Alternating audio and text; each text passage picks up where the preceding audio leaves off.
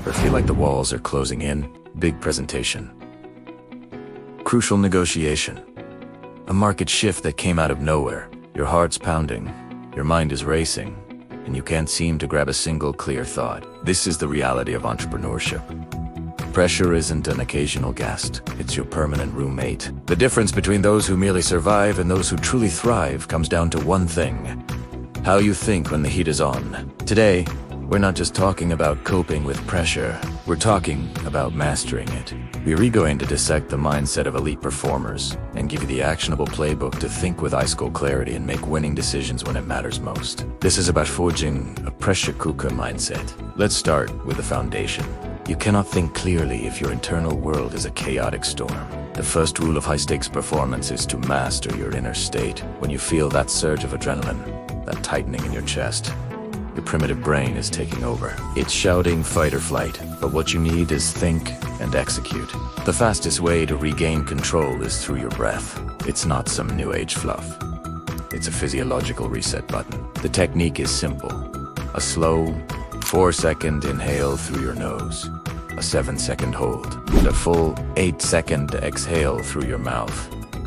Do this 3 times. This simple act tells your nervous system that you are in control, not the situation. It creates a pocket of stillness, a space where clear thought can actually happen. Once you've created that sliver of calm, your next move is to become a ruthless fact-checker. Under pressure, our minds love to tell us dramatic stories. We catastrophize, we assume the worst, we fill in the blanks with fear. Your job is to separate fact from fiction. Ask yourself, what do I actually know to be true right now? Not what I fear, not what might happen, but what are the cold, hard facts on the table? Write them down. This process externalizes the problem and pulls you out of the emotional spiral. You shift from being a victim of the situation to being an analyst of it. This objective evaluation is the bedrock of any sound strategic decision. Now that you have the facts, you need to know where to point your mental firepower. In a crisis, everything feels urgent, but not everything is important. This is where ruthless prioritization comes in. You need to identify the 1 or 2 things that will have the biggest impact right now. What is the linchpin? What's the domino that, if you puss it, will make all the other dominoes fall into place or become irrelevant? Trying to solve 10 problems at once is a surefire way to solve none of them. Elite performers don't multitask under pressure, they hyper-focus. They identify the critical path and pour all their energy into it. So, ask yourself, what is the most important thing for me to focus on for the next hour? Ignore everything else. With your focus narrowed, it's time to generate options. The panicked mind sees only 1 or 2 paths, usually bad ones. The clear, strategic mind sees a multitude of possibilities. Force yourself to brainstorm at least 5 potential solutions or courses of action.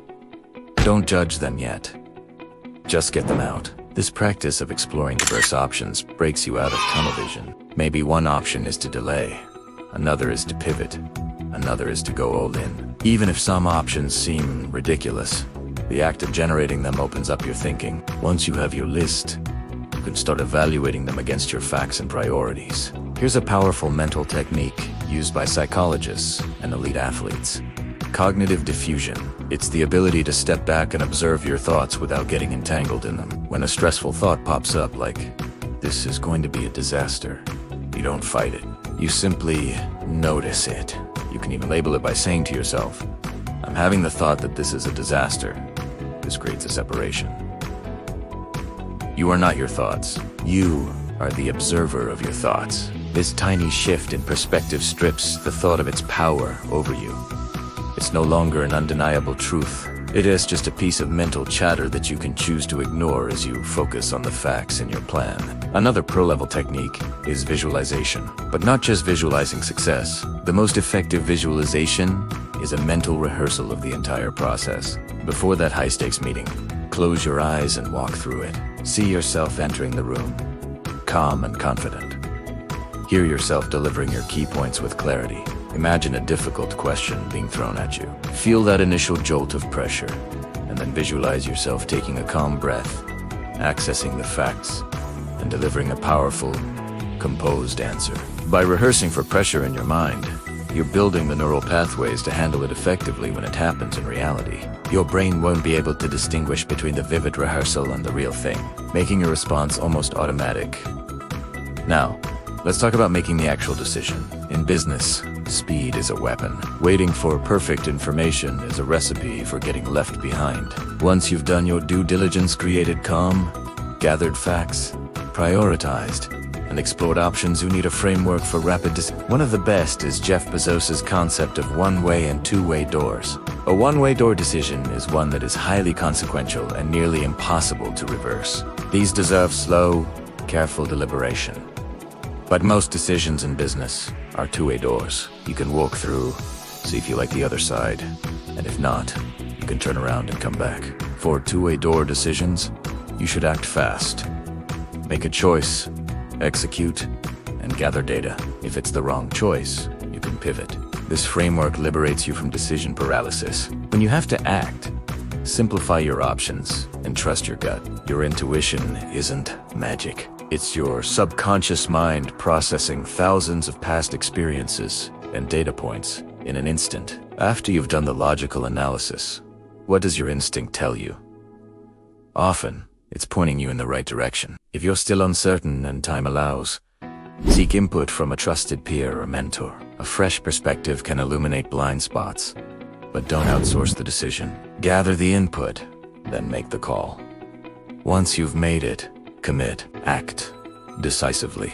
Indecision is a momentum killer. A good plan executed with vigor now is better than a perfect plan next week. After you act, the final step is to reflect. What worked? What didn't? Every precious situation is a data point for the next one. This is how you compound your wisdom and experience. To sustain this level of performance, you must build resilience into your life. This isn't just about what you do in the moment of crisis. It's about your daily habits. Regular mindfulness, meditation, even just 10 minutes a day, trains your brain to stay focused and calm. Physical resilience is non-negotiable. Consistent exercise, quality sleep, and proper nutrition aren't luxuries. They are essential tools for managing the biochemical reality of stress. You also need to build mental resilience. Cultivate a stoic mindset. Focus only on what you can control: your actions, your effort, your mind's at hand. Accept what you can't. Reframe challenges not as threats, but as opportunities to test your skills and grow stronger. This isn't about being emotionless. It's about being masterful with your emotions. Finally, build routines and rituals. Elite performers rely on them to create stability and predictability in a chaotic world. A morning routine that grounds you, a pre-performance ritual that focuses you. These things automate your response to pressure. They are your anchor. By preparing meticulously, building confidence through and focusing on the process rather than the outcome, you systematically dismantle the power that pressure has over you. You start to see pressure not as something to be feared, but as the crucible where excellence is forged. It's the signal that you're playing at a high level. So, the next time you feel that pressure mounting, don't shrink from it. Welcome it. Take your breath. Anchor yourself in the facts. Identify your critical path. Diffuse the negative thoughts. Rehearse your performance. Make the decisive call, and then learn from it. This is the art and science of thinking clearly under pressure. It's a skill, and like any skill, it can be learned, practiced, and mastered. Start today. Thanks for watching. If you got value from this, hit that subscribe button. We're all about giving you the tools to win in business and in life. See you in the next video.